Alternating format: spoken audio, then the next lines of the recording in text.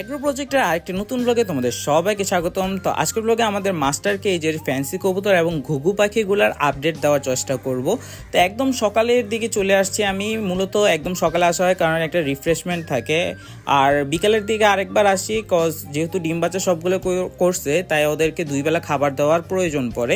আর এখন আমাদের গিরিবাজের একটা কবুতরের বাচ্চা পাইছি আমরা, এবার বোম্বাইয়ের দুইটা পাইছি। এর আগের বারও কিন্তু বোম্বাই ব্রিডিং করছিল এবং মাসালা দিলে ওরা একদম ফুল অ্যাডাল্ট হয়ে গেছে। এখন শর্ট ফেস আগের বার 3বার ব্রিডিং করছে, তাই এই কারণে আমরা শর্ট ফেসকে এবার একটা ব্রেক দিছি। আর আমাদের যে ঘুঘু পাখিগুলো আছে ওইগুলো রিসেন্টলি ব্রিডিং করছে সবগুলা, ওদেরও ব্রেক চলতেছে কারণ একাধারে যদি অনেকবার ব্রিডিং করানো হয় তো পাখির হেলথে ইফেক্ট পড়ে। আমরা ক্যালপেক্স, জিঙ্ক এবং গ্রিড দিয়ে কিন্তু ওদের হেলথটাকে ভালো রাখার চেষ্টা করি। তো আজকের মতো ব্লগটি এই পর্যন্তই, দেখা হচ্ছে অন্য কোনো দিন অন্য কোনো সময় নতুন কিছু নিয়ে, নতুন কোনো আপডেট নিয়ে।